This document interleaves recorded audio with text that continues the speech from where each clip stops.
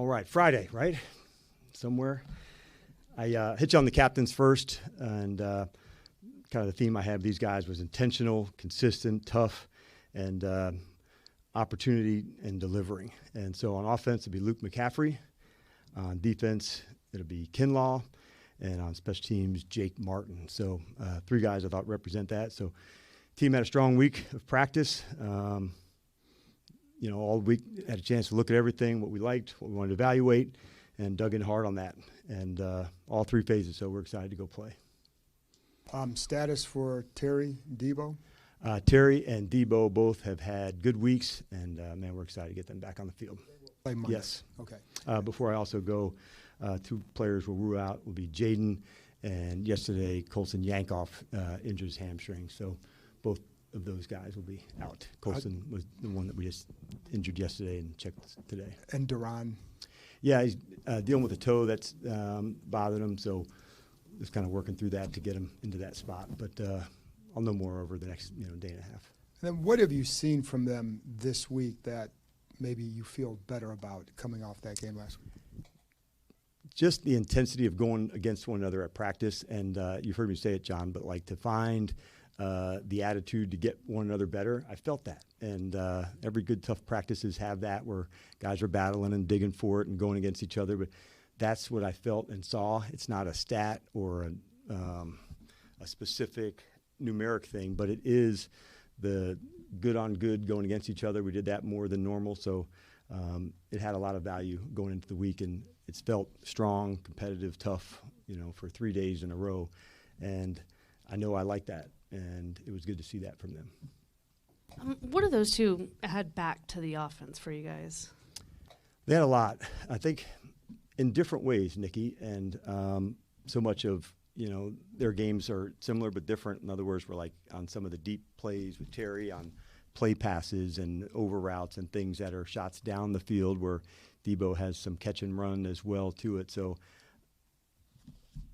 they both run all of the routes in the system, but just being in there and how they can make plays, it's definitely a big deal. That also affects other parts of the offense and running game and other things to go with it. So matchup. So, I'm excited to get these guys back into the mix. And they are too, because, missing and not being in it, it's hard. And so they're excited. And as you've gone through almost this first half of the season, dealt with the injuries, have there been parts of the team where, maybe thought they were deeper going in and then not quite as deep, others that you learned are actually deeper? Have you learned anything like that going in? From the roster itself? Yeah, you don't know where your depth is until you're tested, right? And I think one of the spots that I felt like now is there, and I think some of it's due to Luke and to Jalen, is that receiver. Because when you get tested, are you ready when that opportunity comes? I felt like that would be an example of those 2. It wasn't a surprise. I knew what we had with Marcus, from that side, just kind of going back, through the offense and where we've been banged up on. On the defensive side with 3 ends, that's, I guess, different because it went like in layers down, and we're still in the middle of that to go. But I do know that, I like the way the guys are attitude and going, and you do gain from it. It's not ideal at all, but there is experience that happens, and you do find out a lot. Through the years, there's definitely been people that I've coached when the opportunity came, it's like, okay, that was the time he started playing and making an impact, and then it carries over. Not always in the same year, Nikki, but knowing, okay, we have one there. You don't look for that. It kind of changes the trajectory of their careers because they establish it. And so I think all of it matters. Hey, Dan. Bobby never leaves the field typically. He obviously came off a little bit at the end of the last game when you guys pulled some guys out. When he goes off the field, who took over the mic? Jordan McGee. Yep. And is that just kind of how that would be if Bobby's not in there, whoever is in that spot? Correct. Yep. Jordan would be the next one. Yep. And sort of off topic, Andy Reid is famously takes them for training camp elsewhere. One of the few teams that still does that. I know in the past, I think you've said, hey, maybe in a perfect world that would be something to do after having gone through this for 2 years. Is that kind of where you're at, and what do you kind of make up? How much did that have to do with the Chiefs' success? They have a lot of other things, but that ability to get away. Yeah, I think it helps. I do also we try to modify that, so to speak, Ben, if we can take some trips together. I think the year before we had 2, so we made them into 4 days. So that's like a 8-day span to go this year to New England for a longer stretch. So I do think that helps, to go away and do some of that. So if you can go away, another alternative is, doing some of the scrimmages and that type of thing. So I think those are your 2 best options to go about it.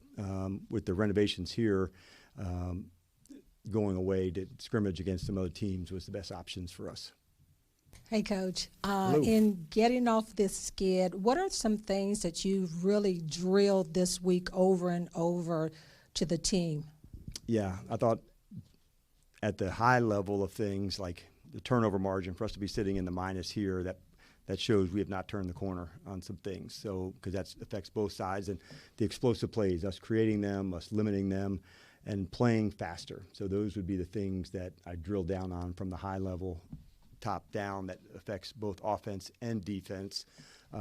Playing faster has to do with volume. It has to do with processing speed, things that we can really execute and haul ass on both phases. So those would be the 3 things, that came out of a lot of the studies.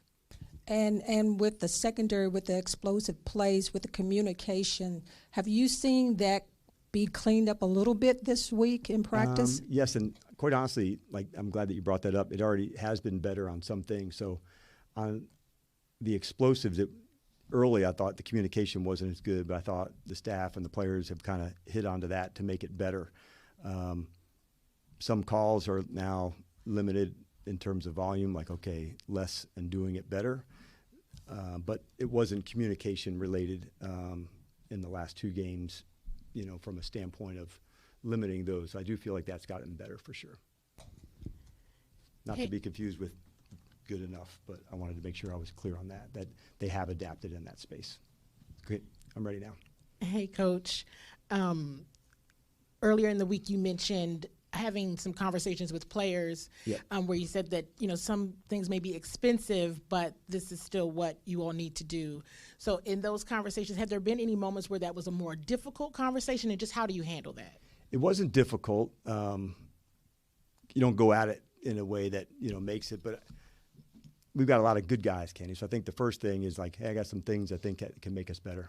And initially, what's the response? Yeah, I want to know. I want to find out more. And it could mean a technique that you're playing or not. It could mean a certain style. So sometimes the smallest tweaks doesn't mean it can't have a bigger result. And so, yeah, the best of the best, if there's something that they can do to do it better, any of us would want to know that, the feedback. But it doesn't have to come, at them where they're not receiving it right. Because if they're not, then the feedback was all for bullshit if they're not going to apply it. And I also wanted that from them. If there was a certain technique or call or something that could change, I also wanted that feedback to make sure that it's a 2-way street, in terms of us playing good. The execution is players and coaches, and I want to make sure I was clear with them on that too. And we've often talked about the brotherhood and all of that. And so what, from your perspective as a head coach, what is this current state of the brotherhood right now? It's not putting you in a skid, so. Yeah, I think when it's going really well, that's the time that you don't lean in on it and you don't find out a lot. It's the times that it gets the hardest that you lean in on it together. And what I've seen from practice, I'm pleased knowing that this is the things I was calling on for the week.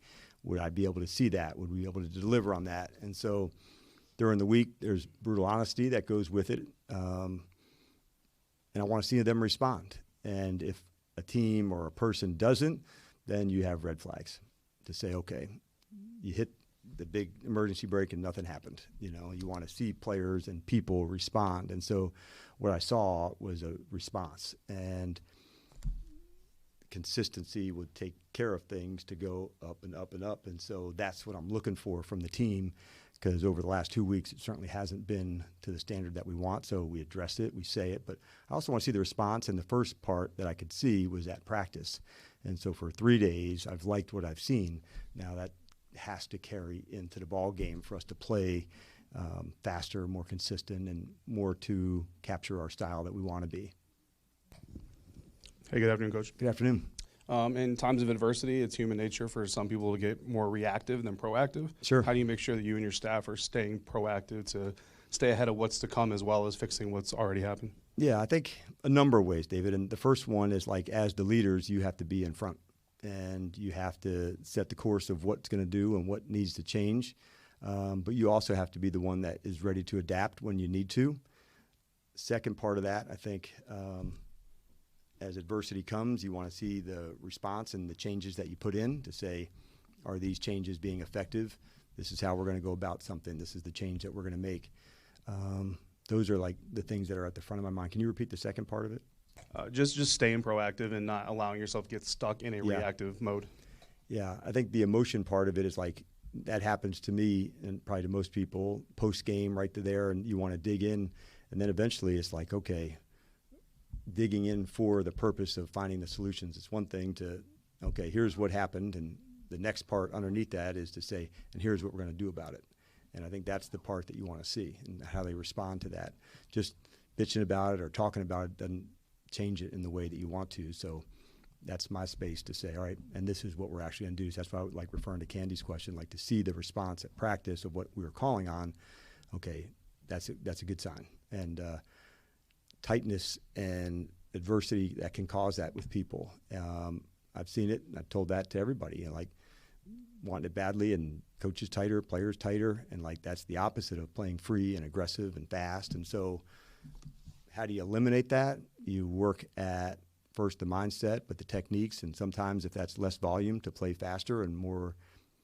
Sometimes we use the word like free, like it's not like recess, you know, but there is a block that can take place that if you're not ready, that like, hey man, like it has to be clear-minded to attack and focus where you can not take long to process. So that's part of where I was at for the week. And then with Chris Jones, we obviously can see the physical kind of presence that he has on the field, but how much of battling a guy like that is also mental from a resilience standpoint, but then also the chess match football IQ standpoint? Yeah, because playing against a player like him, there's going to be plays where he'll win the down, you're going to win the down, and that's part of like ball and playing against good players, whether it's defensive line, defensive end, you know, any of the spots, receiver, quarterback, et cetera. But you do have to account to say, hey man, and there's going to be battles and matchups that you're going to win on this too. So he's rare in terms of size and length and speed for a big guy. So you want to make sure where he's at, what looks can you have, but he's been pretty accustomed to that, you know, through his career. Like he's one of the people that you have to circle during the week to say this is a player that can really affect the game. They've got a nice system with, you know, different fronts, pressures, design, and so he's a big part of that for sure, just in terms of the play style. Dan, with the injuries, you described it earlier this season as like putting together the pieces of a puzzle. And I know that there's attrition every year, but I'm curious, is there anything that has been different so far this year or felt different to you as you've tried to kind of put together those pieces? I think the early part of the season, maybe just the volume of them. You know, oftentimes it's, okay, one here and one there, but I think the volume of the early part was probably the most challenging to put it together. If you have time, you can kind of space it out to organize how we'll align, how we play. You can't call it in quite the same way, and so I think that sometimes can be a challenging part as well. But I think the volume early probably made it different than most times that you go through it. Just like, you know what I mean by volume? Like the amount of them. That's it. All right. I will see you guys on Monday.